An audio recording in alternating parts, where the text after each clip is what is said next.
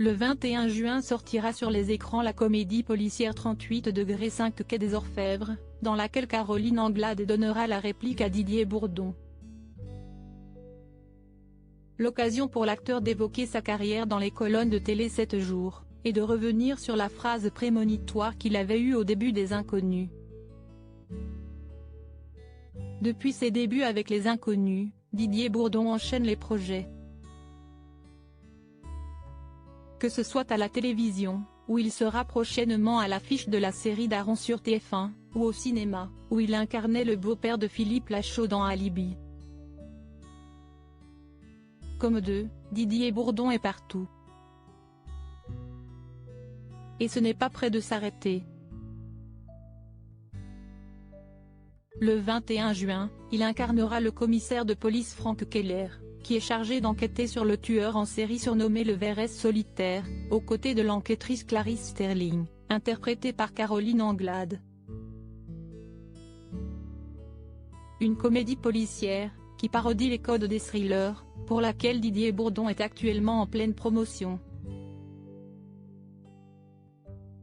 L'occasion parfaite pour l'humoriste, qui s'est marié avec Marie-Sandra en avril dernier, de revenir sur son début de carrière aux côtés de Pascal Légitimu et Bernard Campan dans le trio Les Inconnus.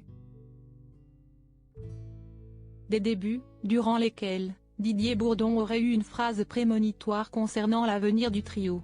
Tu verras. C'est dans l'émission Le Théâtre de Bouvard que Didier Bourdon, Pascal Légitimu et Bernard Campan se sont rencontrés.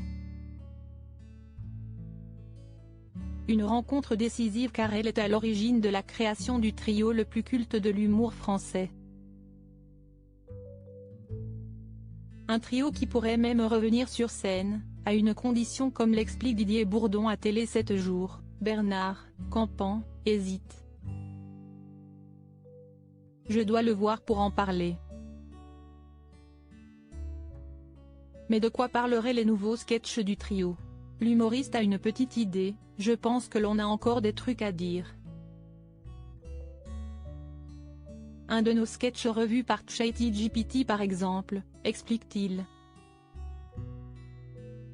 Un nouveau spectacle pour lequel les fans du trio seraient probablement au rendez-vous, au vu du statut culte dont les trois hommes jouissent. Un statut qu'avait prédit Didier Bourdon comme il le confie durant son interview, dans les années 80, j'avais dit à Bernard, un jour où il doutait, tu verras, on deviendra les Beatles du comique français. Une prémonition qui n'est pas si fausse, étant donné le succès du trio, qui continue de faire rire les anciennes comme les nouvelles générations sans modération.